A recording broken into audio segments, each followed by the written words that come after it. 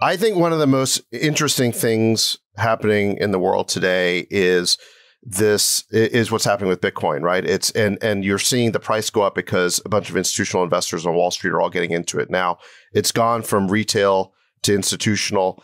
And the narrative, basically, it's a really profound narrative, which is it's the separation of money and state.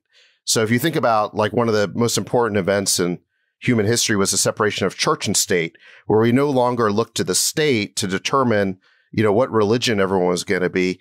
Well, what crypto is introducing is this idea that the government cannot control the money supply. I think that's what he's talking about with the decentralization, is that you could have a currency that everybody in the world believes in that no government can control. That's the separation of money and state. If somebody mentioned Bitcoin some years back, nobody would care to know what it is. Even the term cryptocurrency was foreign to some individuals a few years back.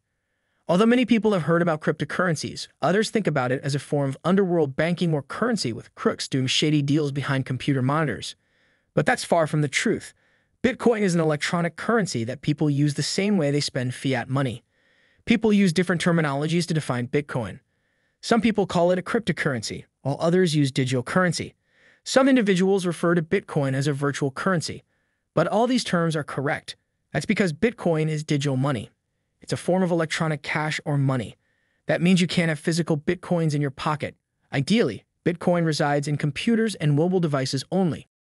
But regardless of how you define Bitcoin, does it deserve the attention it is getting? Why is Bitcoin so important? These questions may linger in your mind on realizing how much attention people are giving this cryptocurrency. Bitcoin is often referred to as digital currency and as an alternative to central bank-controlled fiat money. However, the latter is valuable because it is issued by a monetary authority and is widely used in an economy. Bitcoin's network is decentralized and the cryptocurrency is not used much in retail transactions. One can argue that Bitcoin's value is similar to that of precious metals. Both are limited in quantity and have select use cases. Precious metals like gold are used in industrial applications, while Bitcoin's underlying technology, the blockchain, has some applications across the financial services industries.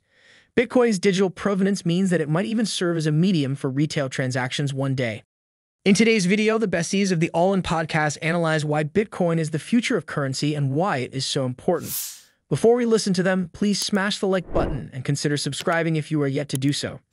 Thanks for watching our videos. This is just really a narrative right now. And who knows if it will actually come true. But the interesting thing is that if everybody does believe in it, it will come true.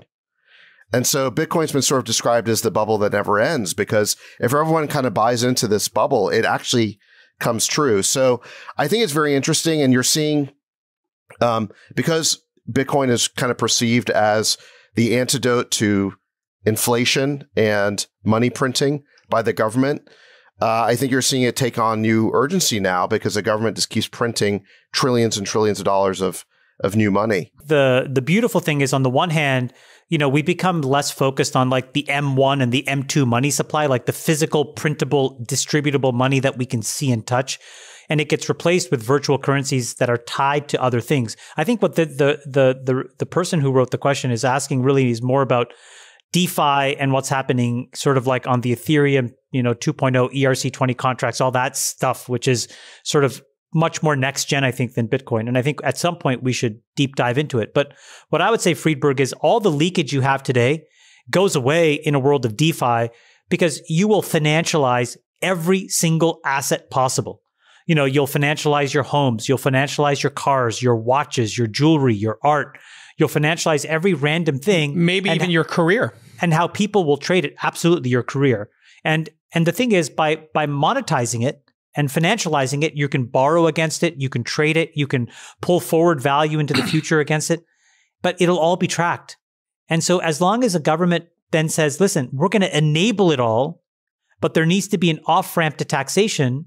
And that's pretty simple because a physical house exists in the world. You can't hide the existence of a physical house. But it's not anonymized, right, Chamath? And so, if you want to track it, I mean, that's the challenge. I'm saying if it is anonymized, then the government can't track it, and the government can't. But I think these are two separate things. Some assets will live anonymously, and those are the assets that don't need to exist in the real world. But I think what this will create is a world where all of these assets that actually truly exist in the real world it'll be fine that it exists and that people get taxed on it, but it'll be much more legitimate. And I think it'll be simpler. And so I think people will trade off incremental taxation for incremental monetizability. I'll give you an example. Let's use real estate. There is no reason why every single piece of land everywhere around the world isn't written into a ledger with knowledge of who owns it, such that the person that owns it could trade it, could borrow against it, could sell it, could fractionalize it. Fractionalize it. Even if you can't fractionalize in the real world because your neighbors won't let you set it up into 4 lots, you could do that online. And so today, what'll happen is that, that person has a level of wealth, and what they do instead, take the United States, is they lobby to create all this convoluted real estate tax law to make their life simpler. But if you actually unlocked the ability to focus on revenue versus expenses, you just wouldn't focus as much on the taxation because you'd say, well, I can make so much more money. By the way, there's like 3 outcomes here, right? I mean, you could either see Bitcoin, for example, being banned, and that's going to be ugly. And obviously there would be significant financial loss at this point. I mean, to Sachs's point, at some point, there's so much asset value tied up in Bitcoin, it's too big to fail. Sorry, David, banned by who? Oh, that's Chinese government. This is what they're trying to do in some of the states, right? And they're trying to make it illegal for citizens to transfer money in and out of the asset class. Am I going to be able to evade paying taxes on those gains and convert that Bitcoin into physical assets by purchasing it from another Bitcoin wallet holder? I mean, how realistic is tax evasion going to be? And how much because that's ultimately what the U.S. government would mostly do. Well, so you would convert cash into Bitcoin, and then you want to sell your Bitcoin at some point. You're going to have to sell it. I mean, there would be a realization event. Or no, I'm saying transfer it to a seller of an asset, of another asset that's willing to accept Bitcoin in receipt. And so 2 anonymized wallets. I don't know. I mean, that transaction is going to live on the blockchain forever, and it's going to live in the books of whoever the seller is. What are they selling you? A car, a house, whatever? I mean, a watch. I mean, look, if it's a personal item, maybe, but if we're talking about a substantial asset, like a house or a company or something, they're going to need to, the other side of the transaction is going to need to report the realization event.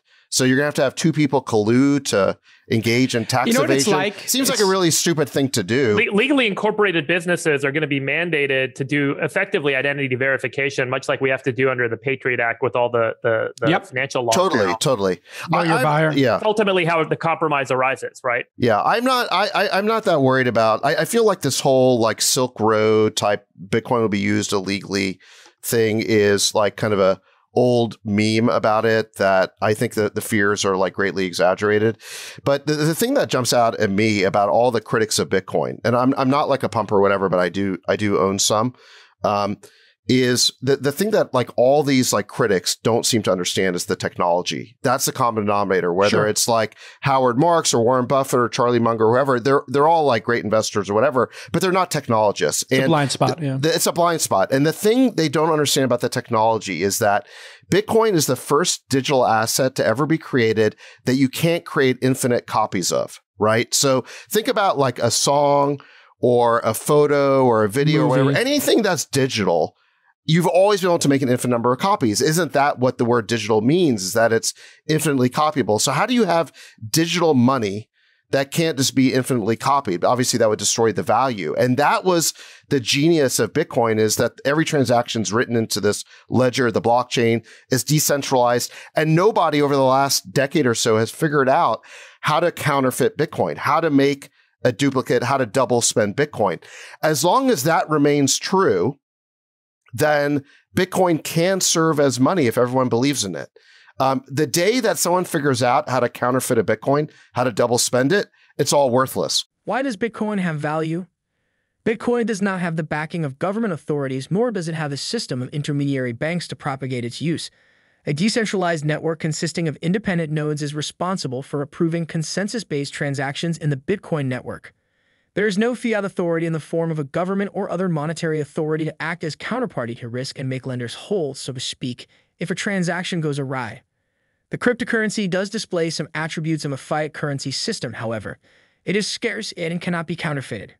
The only way that one would be able to create a counterfeit Bitcoin would be by executing what is known as a double spend. This refers to a situation in which a user spends or transfers the same Bitcoin in 2 or more separate settings, effectively creating a duplicate record.